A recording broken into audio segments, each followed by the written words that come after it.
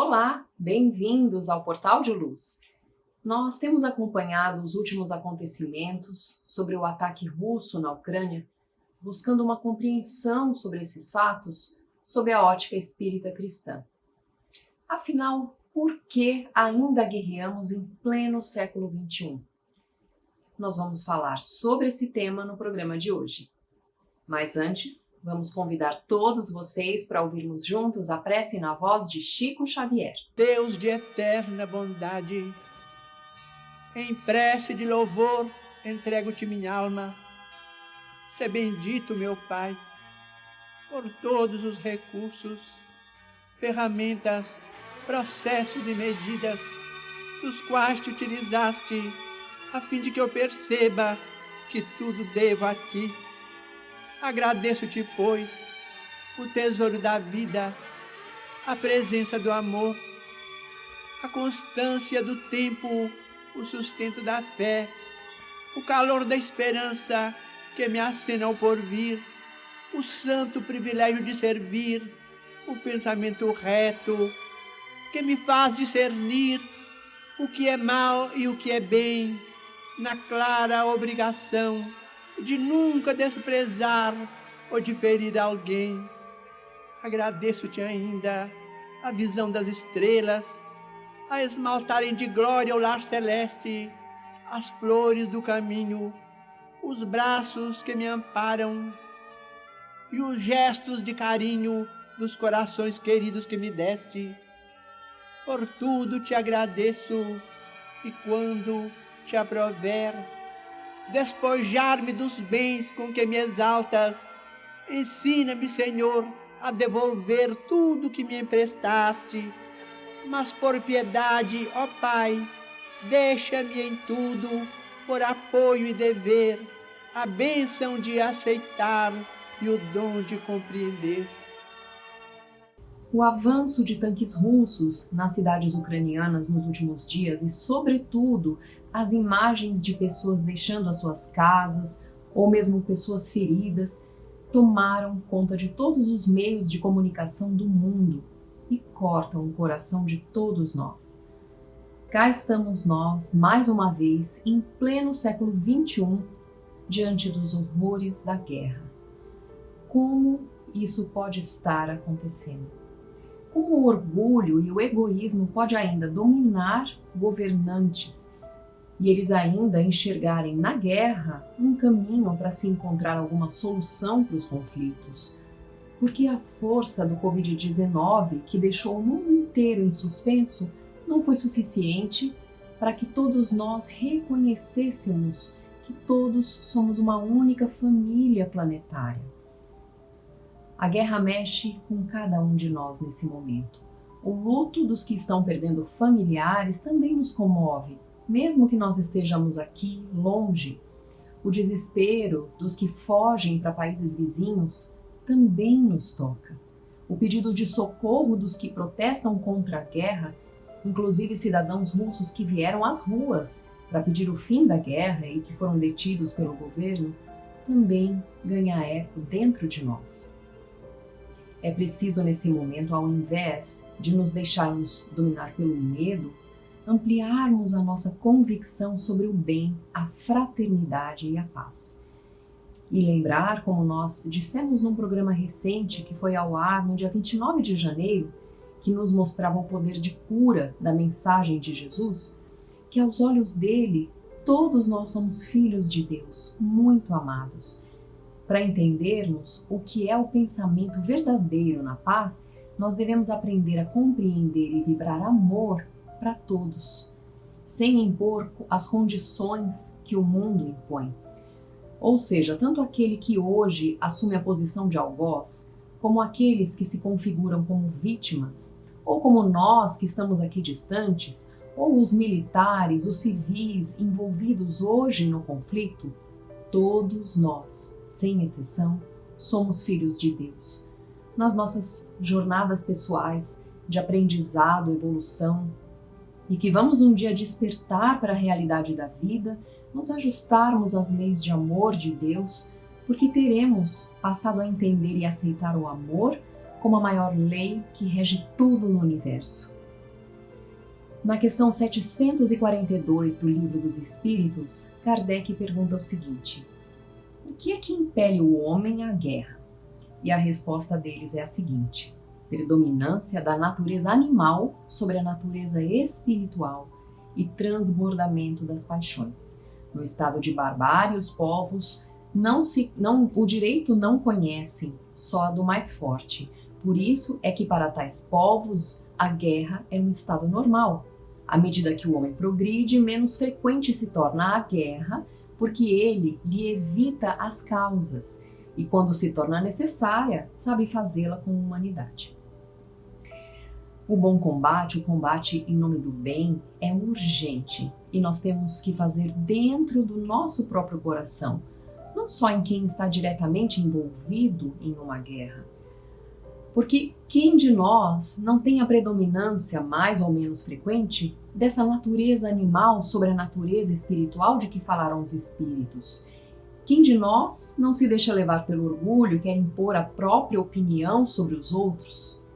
Um chefe ou um pai que grita para ser respeitado sobre aqueles que ele considera mais fracos que ele, está tendo um movimento interno semelhante ao do governante que se acha no direito de impor as suas regras sobre um país militarmente mais fraco.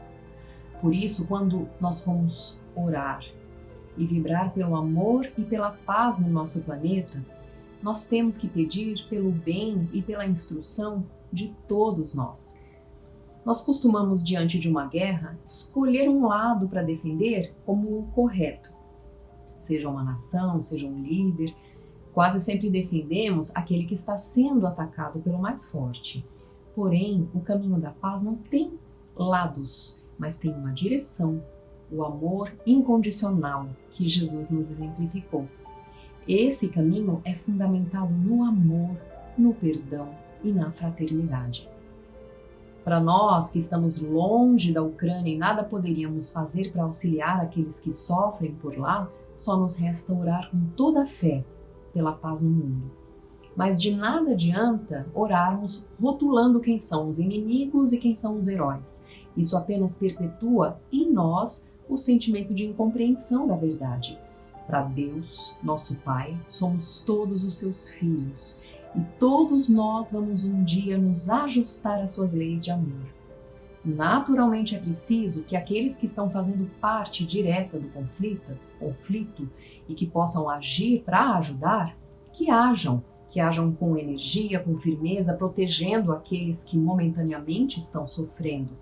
Mas até aí é possível agir sem violência.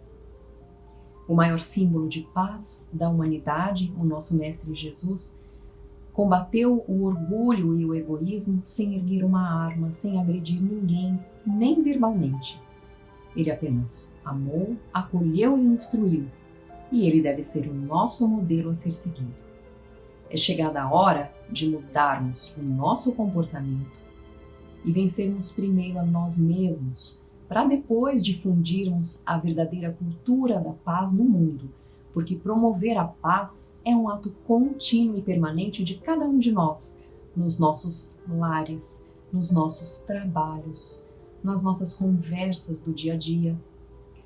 Vamos fugir da demonização de alguém, da crítica, do culto ao ódio e à vingança. Nós devemos abandonar esse ego que quer sempre se sentir melhor ou dono da verdade em relação aos seus irmãos em humanidade, porque isso é que é o verdadeiro motor de qualquer guerra, de qualquer desentendimento, seja entre nações ou dentro das nossas casas. Se nós escolhemos a paz, vamos orar pelos que estão nos campos de batalha, nossos irmãos, orar também pelos dirigentes que estão cegos nesse momento, no ódio, por todos.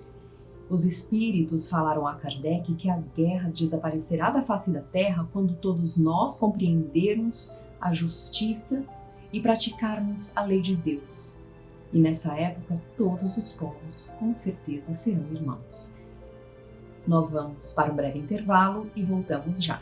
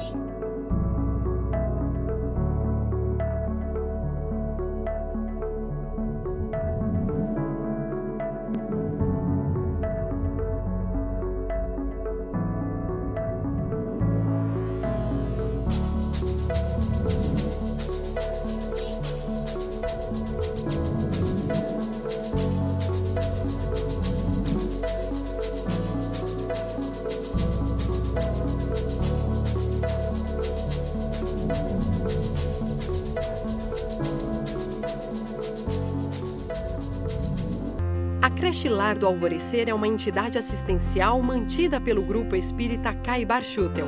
Localizada em Diadema, tem como propósito trabalhar pelo desenvolvimento de uma cultura de paz através da educação e da assistência a crianças, jovens e adultos. São 250 crianças atendidas diariamente. Conheça nossas atividades e colabore conosco pelo ideal de um mundo melhor.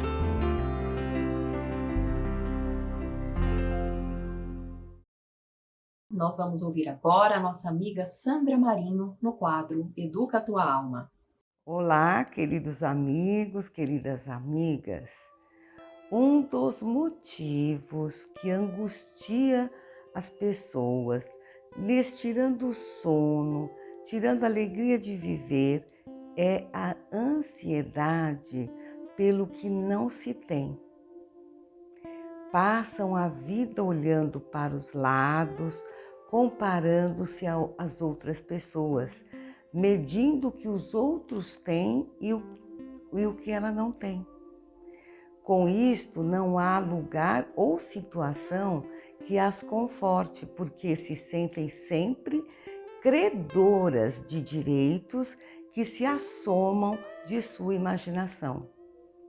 Com este comportamento, essas pessoas terminam contraindo uma série de males que lhes atacam o espírito e acarretam diversas doenças para o corpo. E no mundo de hoje, então, gente, com tantos apelos e demonstrações de sucesso nas redes sociais, parece muito difícil passar impune às investidas de demonstrações de riquezas e conquistas materiais, de brilho, de fama, sem se sentir menor. É preciso vigiar a nossa reação a todo este apelo que nos cerca o tempo todo e observar o quanto do nosso tempo gastamos em conjecturas sobre o que precisamos ter para sermos completos do ponto de vista material. Quando agimos sem pensar, nos deixando levar pelas mensagens de sereia, vamos chamar assim, estamos cometendo enorme erro ao condicionar a nossa felicidade às conquistas materiais. Se a felicidade e a saciedade se resumisse no que nos salta aos olhos, os detentores de tais benesses não sofreriam, não ficariam doentes, não teriam problemas de relacionamento, não seriam desprezados ou traídos pelo cônjuge, não se viciariam, enfim. Já sabemos, que Deus nos criou à sua imagem e semelhança. Isto quer dizer que a felicidade está muito, mas muito além do que se é possível conseguir no plano material. A nossa realização se traduzirá na serenidade e nas conquistas de valores intangíveis que somente alguns conseguem divisar. Por isto, é muito pouco, mas muito pouco mesmo, se desgastar, sofrer por bens materiais que quer sejam tangíveis ou não, como por exemplo o poder e a fama. Outro dia, eu li uma historinha de autoria desconhecida que contava o seguinte: certa vez um homem caminhava pela praia numa noite de lua cheia. Ele pensava assim, ele ia caminhando e ia pensando: se eu tivesse um carro novo eu seria feliz, se eu tivesse uma casa grande, confortável, eu seria feliz, se eu tivesse um excelente trabalho, eu seria muito mais feliz. Até que ele tropeçou num saquinho cheio de pedras. Por conta disso, ele continuou andando e jogando as pedras, uma a uma, no mar. E cada vez ele ia falando, né? Ah, se eu tivesse isso, se eu tivesse aquilo, seria muito mais feliz. Assim ele fez até que sobrou uma única pedrinha no saco e decidiu guardá-la. Ao chegar em casa, olhando a pedrinha que restou no saquinho com mais atenção, percebeu que aquela pedrinha era, afinal, um diamante muito valioso. Imaginem quantos diamantes ele atirou ao mar sem parar de pensar que seria feliz se tivesse isso. Enfim, do mesmo modo se apresentam algumas pessoas diante da vida, preocupadas em enumerar isto ou aquilo como que não tem, mas que elas consideram condição essencial para conseguirem o sucesso com o qual elas sonham, acabam atirando fora os seus tesouros preciosos, por estarem à espera do que acreditam ser perfeito ou sonhando e desejando o que não tem, sem dar valor ao que está muito perto delas. Não se dão o tempo necessário para desenvolver habilidades, para adquirirem experiência, não encontram tempo para se autoconhecerem e, sobretudo, não percebem o quanto são afortunadas, esquecendo-se de agradecer pelos seus potenciais. Passam pela vida ignorando as oportunidades porque vivem sonhando e preparam para obter. Desperdiçam tempo na comparação com os outros, o que só lhe traz um despertar, só faz despertar nelas o pior dos sentimentos, ou os piores dos sentimentos, como o ciúme, a síndrome da vítima. Assim, aprendamos a observar a nós mesmos, agradecer a Deus pelos talentos que já temos, lembrando-nos que depende de nós aproveitá-los ou lançá-los ao esquecimento, assim como as pedrinhas atiradas aleatoriamente ao mar. Pensemos nisso e até o próximo encontro. E agora nós vamos ouvir o nosso amigo Maida com o Momento Doutrinário. Olá, amigas e amigos. É uma satisfação muito grande estarmos novamente juntos em mais um Momento Doutrinário.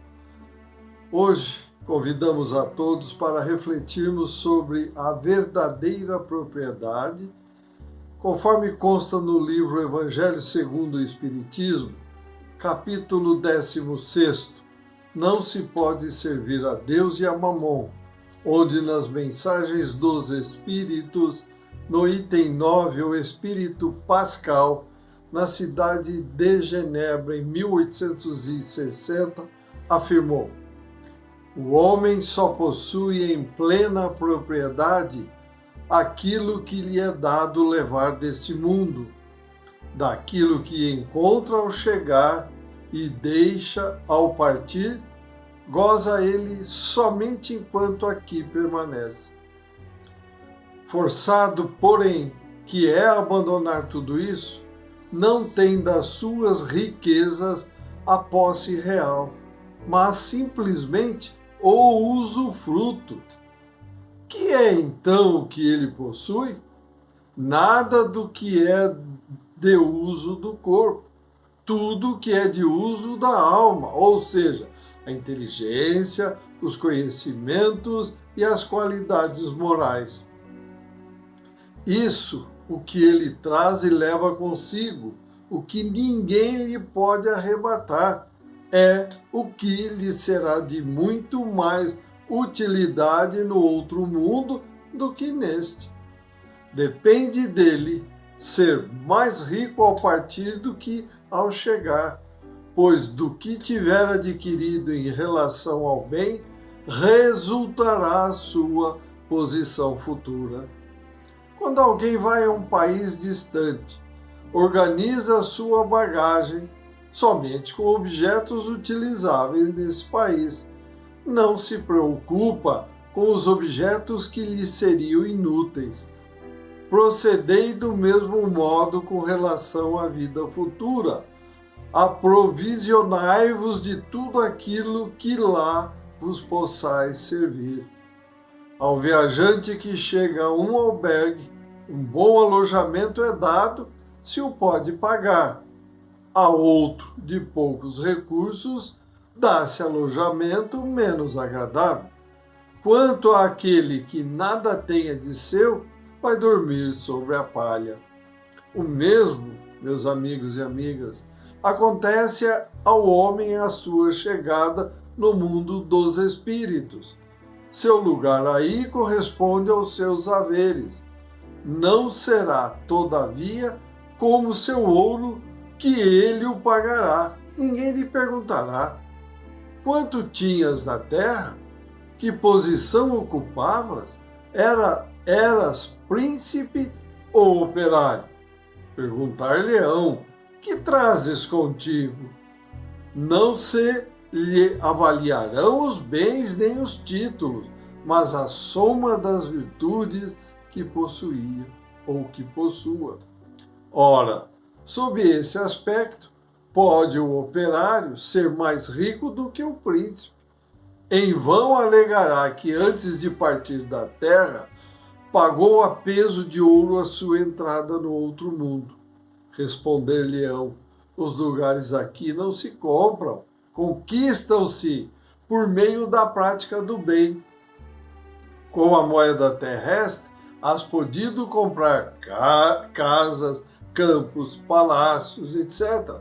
Aqui tudo se paga com as qualidades da alma, do coração. És rico dessas qualidades? Sê bem-vindo e vai para um dos lugares da primeira categoria, onde te esperam todas as venturas. És pobre dessas qualidades?